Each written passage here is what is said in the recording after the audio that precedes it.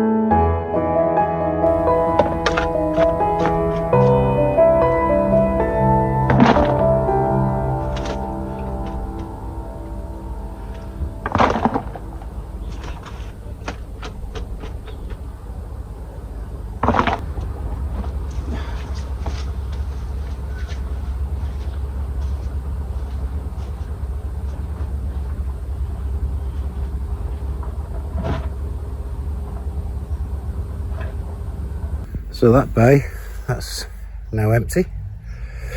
So I'll start on this one. And any browns out here, I'm going to put straight in there. And any greens will go in that one over there, which I've just put all of these weeds in. And because when that layer of greens on the top there is finished, I'm going to close that heap down, I think.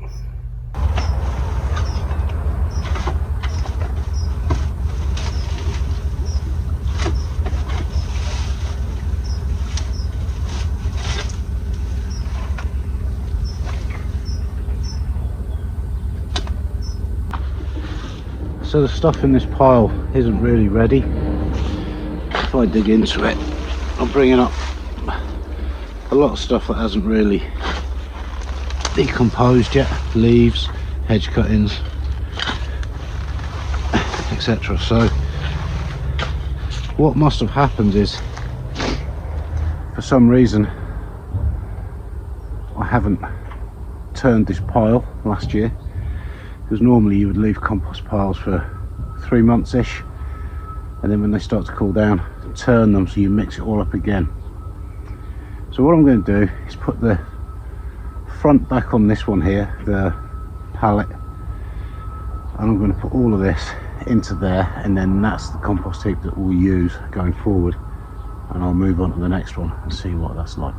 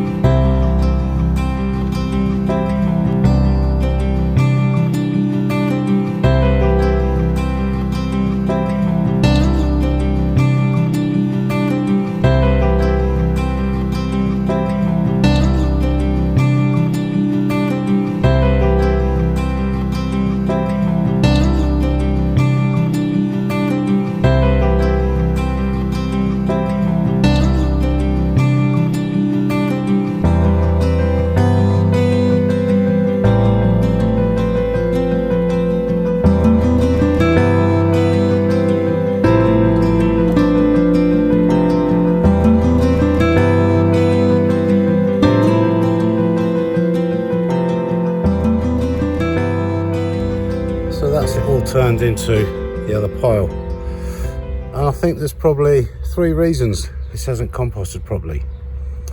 1, I think it was put together quite late last year. 2, it's dried out, and 3, I haven't turned it.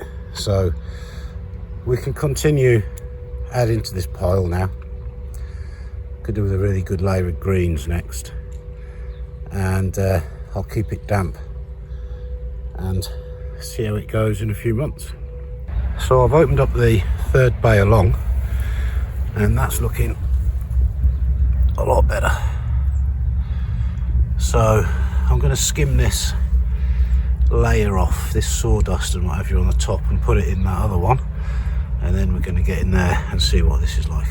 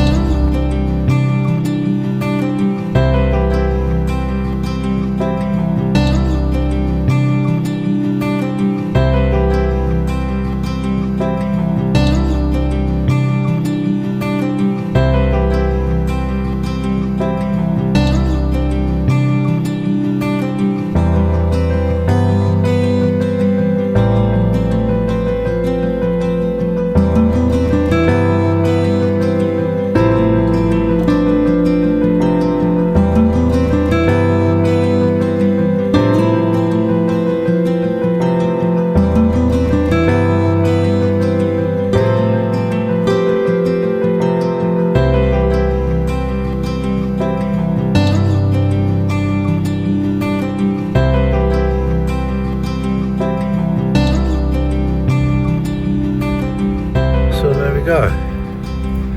Got some big stuff in there I need to pull out, and a bit of cardboard and stuff, but I'll do that as I go around the beds. That lot up there, those piles, I'm not going to rake those out yet until I've extended this edge, this wooden edge along, which I couldn't do last year because I planted the potatoes too close. So I'll get that done in the next couple of weeks hopefully. So I'm going to finish this pile off now with another probably 20 kilos of coffee grounds.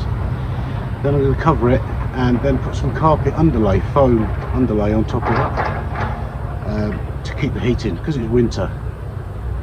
I wouldn't really bother in the summer, but in the winter it's worth doing.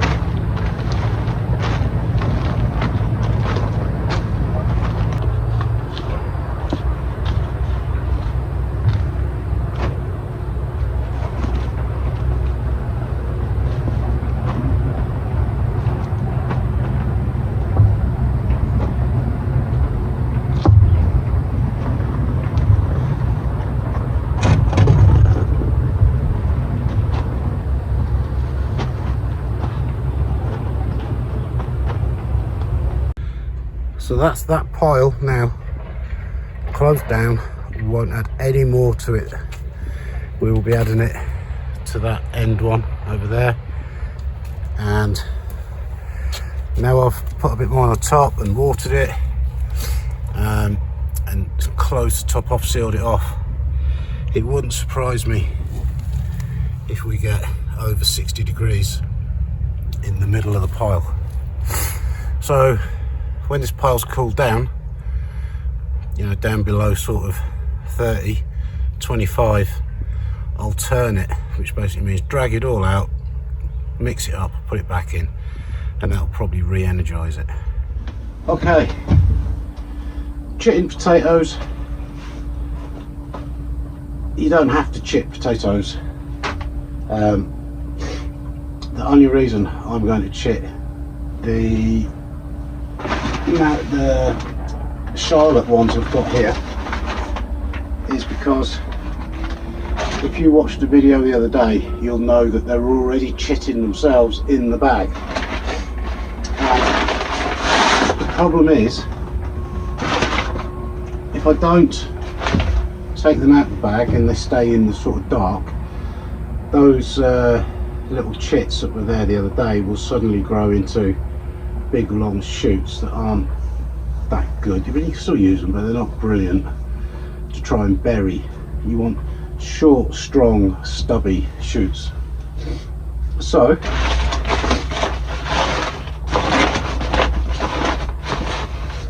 chit potatoes, see there's one, start to chit itself. And all chitting means is you put it somewhere cool and light, and the potato will start to grow little shoots. If you keep it somewhere dark, it will try to grow long shoots because it thinks it's buried. It's going to try and grow. All that chitting does is give you a few weeks less growing time, really, because you've started the growing out of the ground. So when you plant it, some people reckon a month. I'm not so convinced. I'd say perhaps 2 or 3 weeks, but anyway. So that's got a chit, so I'm going to put that on one of these modules facing upwards. A lot of people use egg boxes. They're good if I haven't got any, so not that are empty anyway. Now not all of these are growing a chit, so that one is just starting to, just in there, look. A lot of people worry about the potatoes touching each other while they're chitting them. I don't. As long as the potatoes are, good and they're not all squishy and horrible and rotten, there's no reason why they can't touch each other. As long as, just keep your eye on them, just check them. And I see some people put paper between them, like newspaper, but the problem with that is if that newspaper gets damp, then you are trying to rot the potatoes.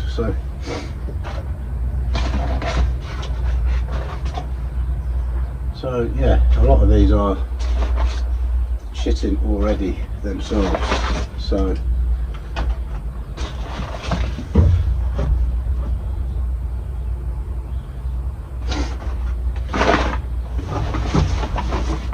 and when you plant them chit up. One hasn't got one at all, so just lay it flat.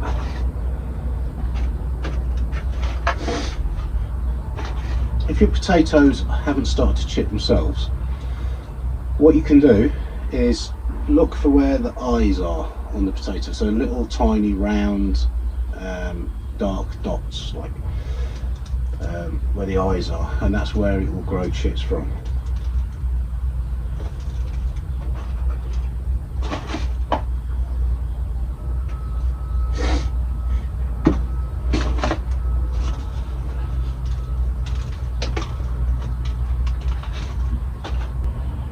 So that's all there is to it. Nothing complicated at all. You don't have to do it. You can just plant the potatoes.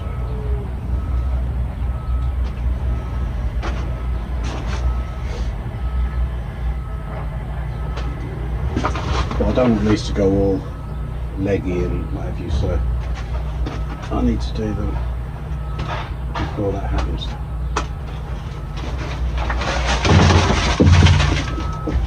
Missed one. So there we go.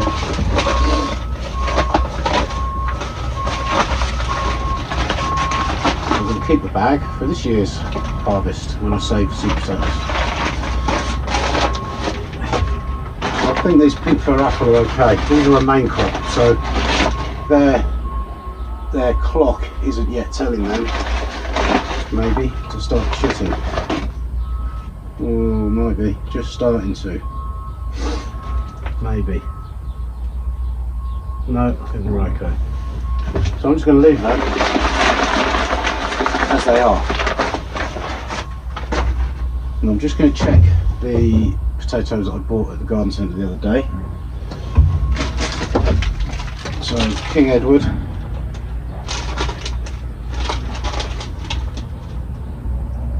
Yeah, they're starting to shoot up, so I need to do those as well. Because if you leave them in these net bags, they start to grow shoots, and then the shoots get caught in the netting, and when you try to get the potatoes out, you rip the shoots off.